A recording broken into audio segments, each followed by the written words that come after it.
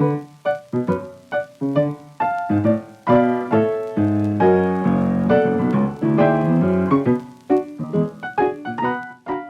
would say that some of the challenges or some of the threats, whatever, of AI are in general, not specifically just for older adults. There are clearly, once again, some things that perhaps might benefit that demographic, but there's a lot of things that are just totally cross demographics.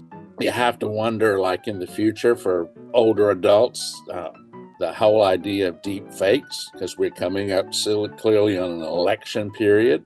And so you can expect to see, I think, a lot of misleading AI generated publicity or as a result of the election that may in fact be targeted to older adults, especially those that might be homebound or those that might be viewed as possible sources of contributions or things like that.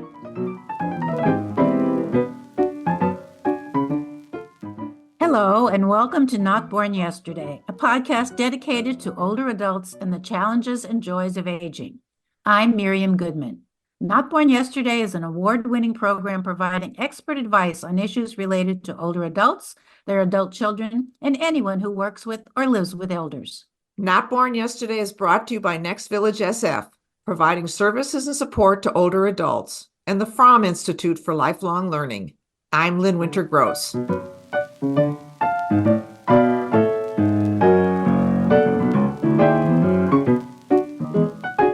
Today on Not Born Yesterday, we're talking about artificial intelligence and its impact on older adults. Unless you've been working with it for a while, you know that you've got a lot to learn and maybe even a little bit to fear. According to the National Institutes of Health, AI can enhance interaction and cognitive function and improve the quality of life and peace of mind for older adults and their families. And we're not just talking about robots or medical devices. It seems clear that AI can benefit seniors in many ways, but we must also consider the negatives and drawbacks and make sure they have access to humans and support. Our guest today is Bebo White. Professor White is an author, lecturer, and expert on technology, physics, cryptocurrencies, and science, and he's a former associate at the Stanford Linear Accelerator. He also knows a lot about artificial intelligence and its pros and cons, which he's willing to share with us today. Professor White, welcome to Not Born Yesterday. Thank you very much for inviting me. Let's begin with health. Has AI changed elder health care beyond wearable devices and robots? We know that it can remind us when to take our medication or detect a fall, but what else should we know when it comes to elder care? The answer to that, yes, is that certainly AI for seniors has made their ability to interact with technology a lot better. I think some of the drawbacks that people had in terms of searching for information or using various tools are easily going to be supplemented or implemented with the use of AI. You could also look at a larger picture in the sense that I think that AI may well help, sometimes positively, sometimes negatively, with the social interaction of senior users. What about medical issues? I was listening today to a story about AI can find more things in your body than your doctor can. You see, but I think that that's one of the drawbacks, once again, about trusting technology. I know that there have been pushbacks from the medical community, literally about people doing self-diagnosis, simply with the internet, even before AI, deciding to look up their particular symptoms and make their own diagnosis, and then only using perhaps their physician to prescribe medications. In some ways, I believe that AI could make this worse because, if say an individual, not necessarily a senior, is looking for information and uses AI and uses AI with a voice interface, it's going to feel a lot more confident. Because one thing certainly you may have seen in terms of these AI chatbots, they really do, give an air of confidence.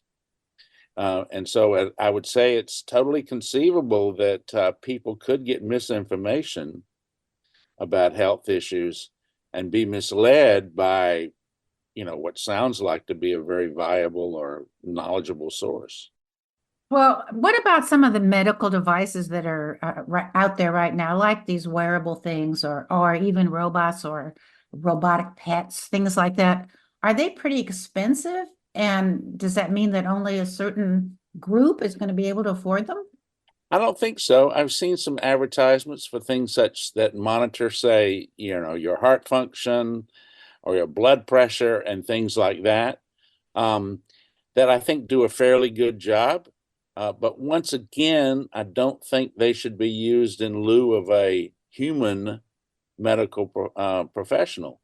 Um, I like to think of some of these tools, these AI tools, or even other technology tools that might not utilize AI, as just simply being, once again, a partner, say, in the relationship that you have with your doctors or your medicine.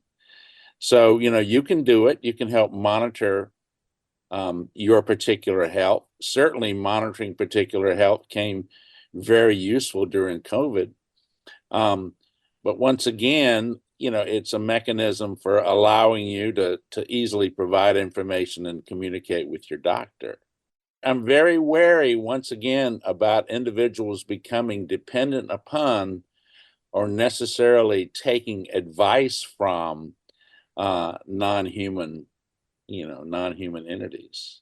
Well, I hear people say, I'm going to check with Dr. Google, see what Dr. Google has to say Well, about. that's what I'm saying, is that in some ways, if you've got some symptoms or something and you decide to go and look them up on Google, you can question the provenance. You don't know, for example, whoever put that up online, whether or not they know what they're talking about.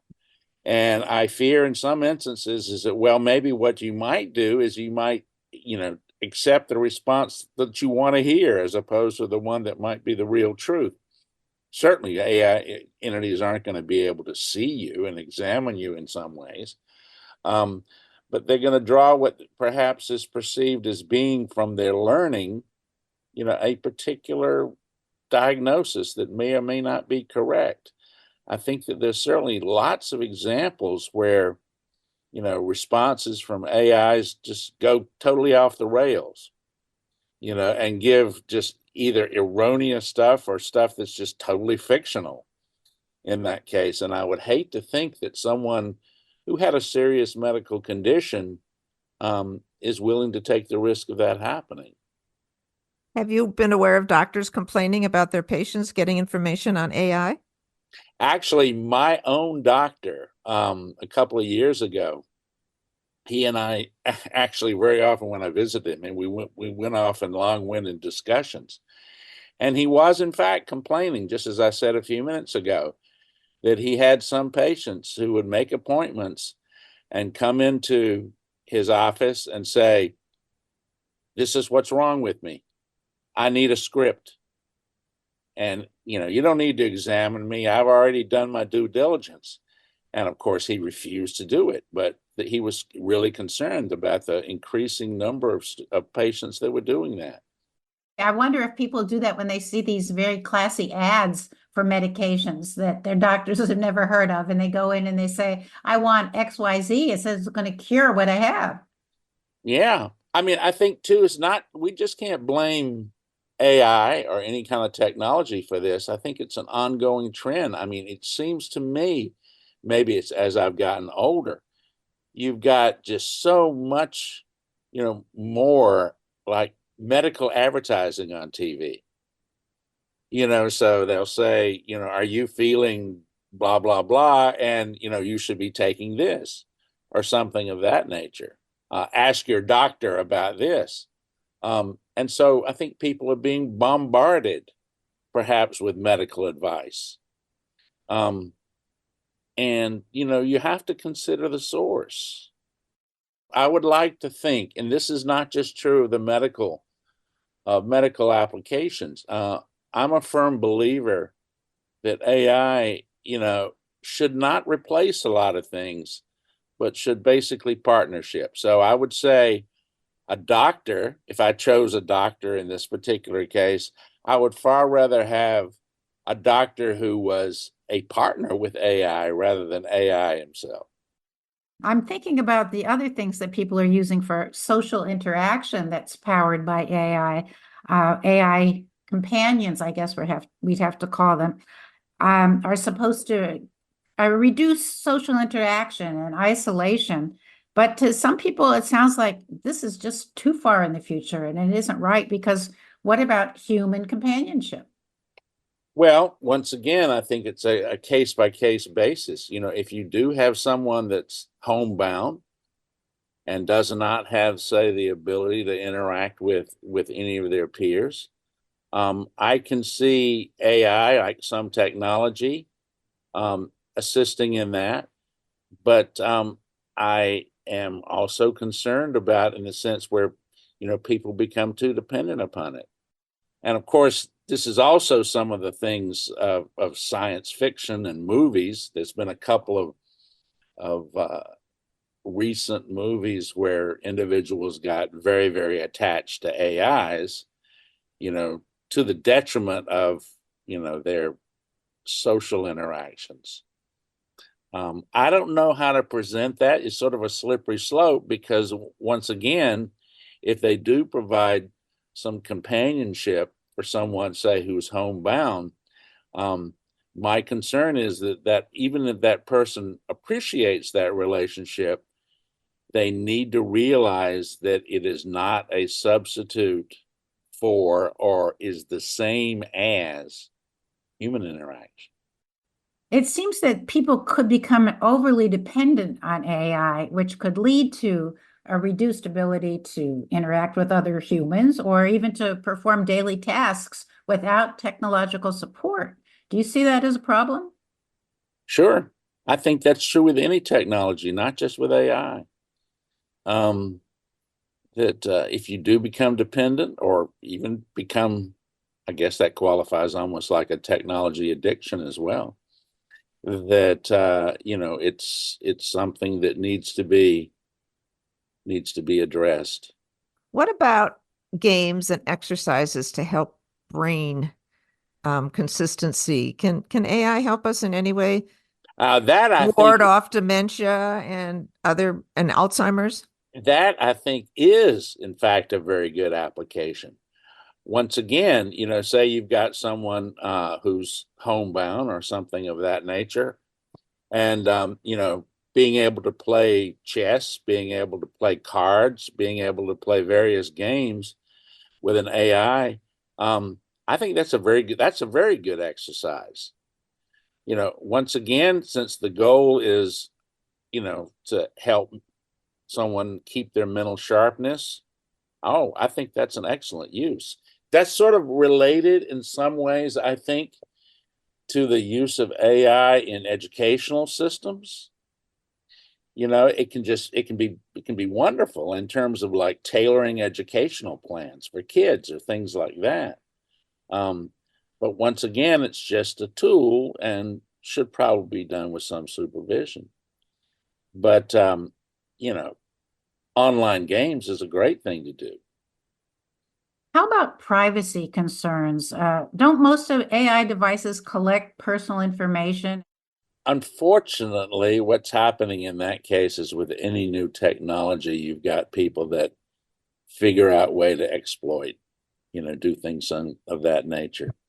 And unfortunately, I think AI makes it a lot easier, to commit fraud, um, and to commit fraud in a way that's convincing, to their particular victims. What do you see coming down the pike in terms of the future of AI and ways that might be helpful to older adults? Well, yeah, I one thing I wanted to say here is that when you talk about assistance and implementation, that is a particular need, I'd say, for older adults. I would say that some of the challenges or some of the threats, whatever, of AI are in general, not specifically just for older adults. There are clearly, once again, some things that perhaps might benefit that demographic, but there's a lot of things that are just totally cross demographics. you have to wonder, like in the future for older adults, the whole idea of deep fakes, because we're coming up so clearly on an election period. And so you can expect to see, I think, a lot of misleading AI generated publicity or as a result of the election that may in fact be targeted to older adults, especially those that might be homebound or those that might be viewed as possible sources of contributions or things like that. Um, and so one of the other issues too for that, I think, is the abuse, where in terms of content, um, people being able to read various things that are AI generated that perhaps might not be totally accurate. I like to think of AI as being this ongoing effort toward assistive technologies, and in terms of making people, helping people deal with issues or disabilities or whatever that they have. Um, and be that someone that is older and perhaps facing mental loss, or be it a student that's handicapped in some ways, being able to help them, as sort of being in the same boat. I'm just wondering when you're saying this, if ethics comes into this any place. I Oh, mean, absolutely. that seems the problem. I mean, I heard just this morning on the radio, I heard a little talk that sounded like it was coming from President Biden. And at the end, it said, this was all generated by Yeah, AI. Yeah. And absolutely. and it was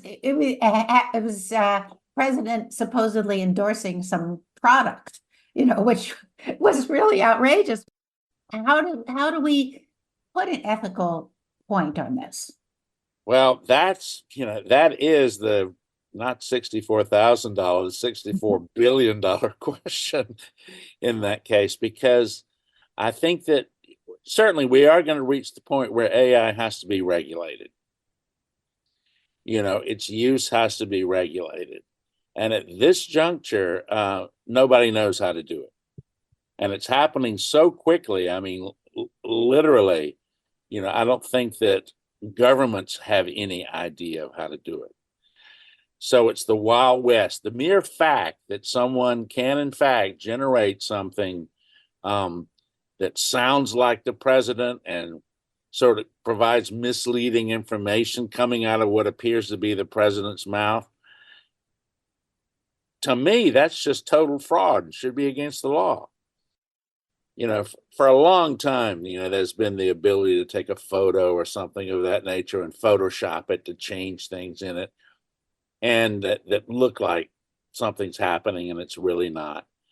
But those kinds of efforts are detectable, because when you Photoshop something, if someone knows what they're doing, they can tell that it's a Photoshop picture. But when you've got something like this video, like you were describing, this, in fact, is created by generative AI, which means it's a whole new work. It's not something that's being modified, from something else. So it's brand new. It didn't exist before. And so consequently, it's much harder to look at that particular, say, file or whatever and distinguish about whether or not it's real. If we want to leave our audience on a positive note, is that Whoa, well, I think the idea too is that AI, my particular, is accepted as a tool. It does have, I think, lots of potential in terms of improving the quality of life. But like any of these other tools, especially these technological tools, unfortunately, they are going to be maybe abused, and you have to be aware of that. In the same way, not even before AI, if you look at something like the web, the web had very good intentions in terms of being able to provide people access to information. But what it didn't realize at the time is the way people could abuse it, you know? And so anytime you've got some new innovative technology, um, that has very altruistic, has possibilities, unfortunately, there's going to be a segment of the population that tends to abuse it. So you want to accept it for the good things that it can do, because, unfortunately, when you hear news stories or TV or something of that nature, most of what you hear about AI is usually not positive.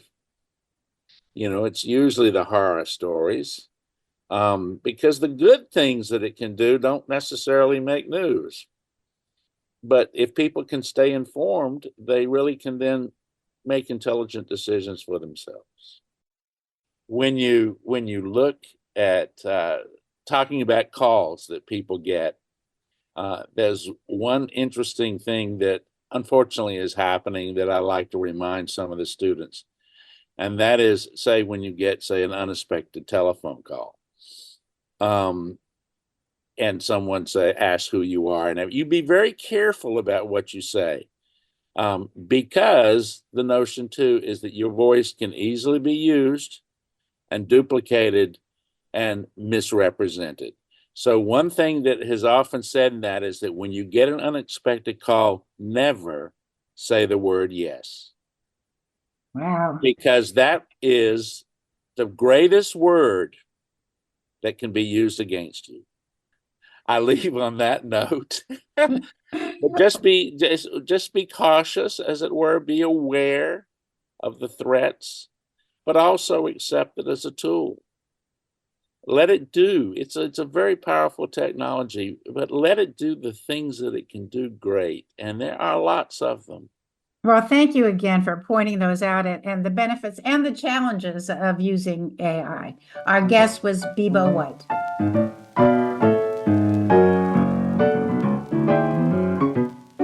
Today on News You Can Use, the topic is baby boomers.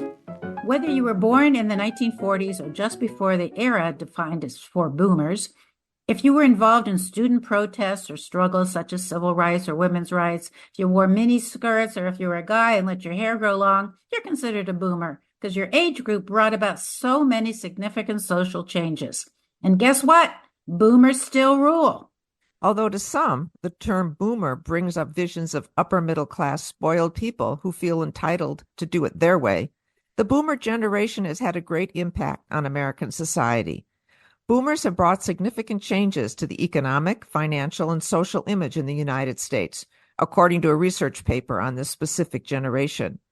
In a paper called How Boomers Turn Conventional Wisdom on Its Head, a historian's view of how the future may judge a transitional generation, by Andrew Eckenbaum, he said that boomers have changed our life stages, redefined inclusivity, and have made us a healthier country.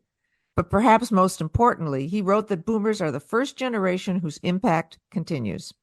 For example, when earlier generations went to school and then entered the labor force, staying at the same job for years and then retiring, boomers created new life stages.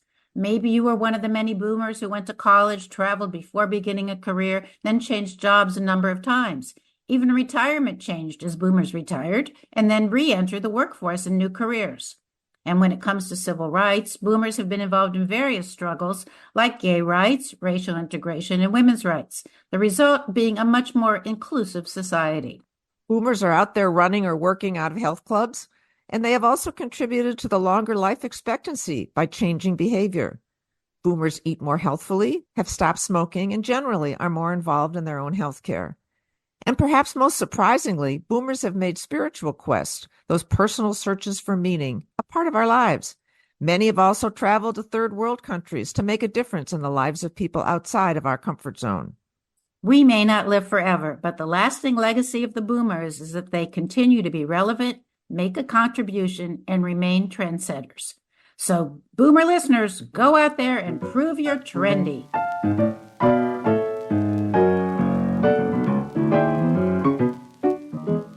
And that's our podcast for today. Our thanks to our guest, Bebo White. You can learn more about Next Village San Francisco at their website, nextvillagesf.org. For more information on the Fromm Institutes of Lifelong Learning, visit fromminstitute.org. Our theme music is from Hook Sounds, and Jason Dahlstedt is our engineer. And we thank you for listening. We'd love to hear what you would like us to discover and discuss. Please contact us at notbornyesterdaypodcast.org and follow us on Facebook and Instagram and subscribe wherever you listen to your podcasts. All of these are free and help us to know our audience better. Be well, stay strong, and remember, you weren't born yesterday. I'm Lynn Winter Gross. And I'm Miriam Goodman.